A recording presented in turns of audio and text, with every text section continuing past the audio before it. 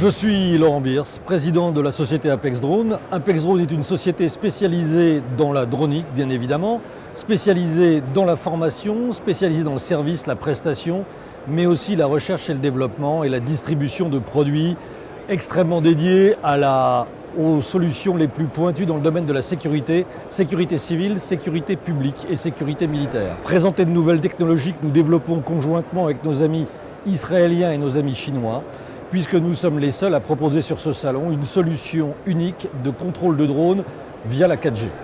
Nous avons toute une gamme de produits qui vont nous permettre soit de créer des essaims de drones pour du contrôle en temps réel de gestion de crise, et ça c'est unique. Là aujourd'hui, les autorités sont capables en temps réel de voir ce qu'il se passe sur le terrain des opérations à travers leurs drones.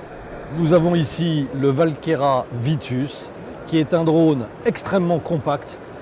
C'est le modèle Starlight qui nous offre, en plus de ses performances exceptionnelles, une vision de nuit sans pareil.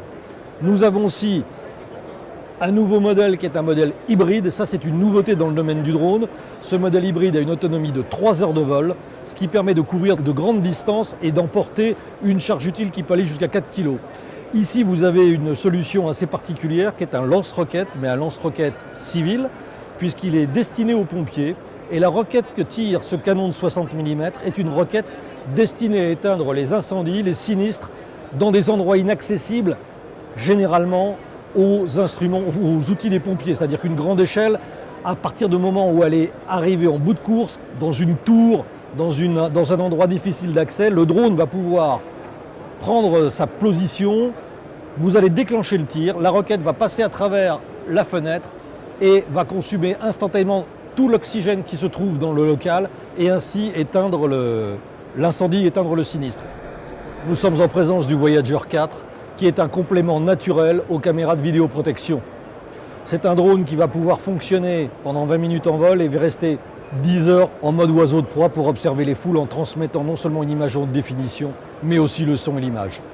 Ça, que ce soit en mode vol ou en mode posé, pour des raisons de sécurité, c'est un complément extraordinaire à toutes les caméras de sécurité publique ou les caméras de vidéoprotection qui existent aujourd'hui. Un drone comme celui-ci, bien sûr, on ne sait jamais quand est-ce qu'il va survenir, il est silencieux. On ne peut pas prévoir sa présence, contrairement à une caméra de vidéoprotection que l'on a repérée, dont les angles morts sont connus, qui sont faciles à saboter. Là, c'est imprévisible et c'est imparable.